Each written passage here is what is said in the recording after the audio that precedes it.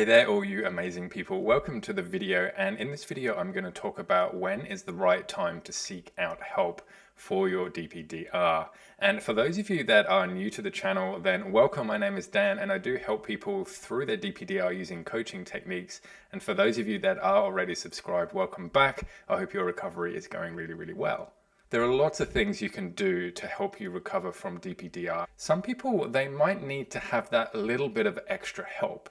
So when should you actually seek out extra help? And by extra help, I mean talking to a therapist or a counselor or a psychologist or, whoever it is. A good indicator of when you might need a little bit of a helping hand with this is if you've been trying a few things yourself and you either don't know how to do them or you find that they're not really working for you. Seeking help from somebody is really going to be able to guide you and help you through these things. And one of the big things that I come across when I'm helping people is that initially they're not even entirely sure what the problem is. So you can only really discover that by actually chatting about it, because you're you and you think the way that you think. So you might be thinking something and being like, oh, well, I'll never be able to recover, or I'm not seeing progress. But you might not be seeing all the sides of the picture. For example, I was having a session with somebody and they were saying that they never really enjoyed doing stuff that they used to enjoy.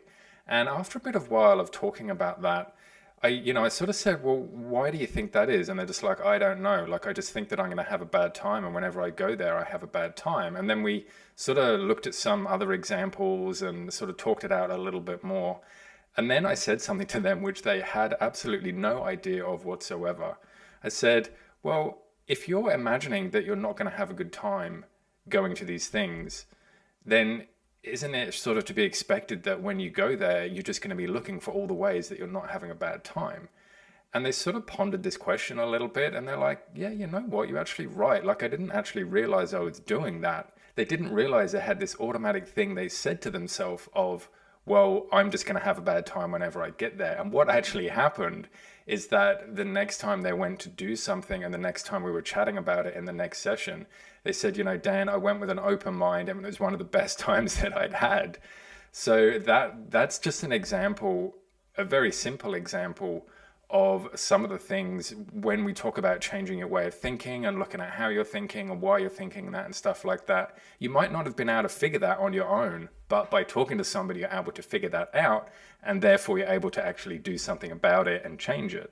The whole concept of DPDR is that it's around sort of anxious thoughts, anxious behaviors, perhaps prolonged stress and stuff like that. And really, the best way to process this is by talking to somebody about it.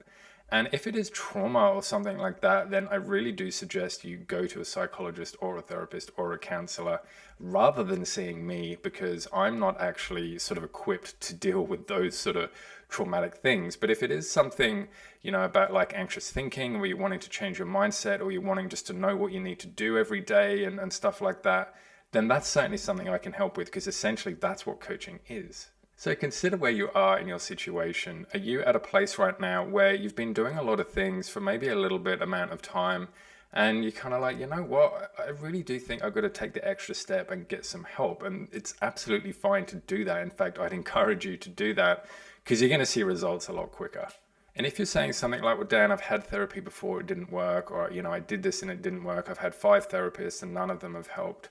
Well, perhaps therapy is not your thing. Maybe you need to try something else. Maybe you need to try counseling or hypnotherapy or coaching, which is what I do. Or maybe you need to talk to a different type of therapist, someone with more experience or a different outlook, or just whatever it is. Like, there's lots and lots of people out there that are willing to help you. You've just got to sort of put the effort in to find somebody and keep with the mindset of, well, look, just because these last couple didn't work out doesn't mean the next one is as well. I hope this video has helped you, and I hope you have an amazing rest of your day or morning or evening or whatever time it is for you. And I'll see you all in the next video. Bye.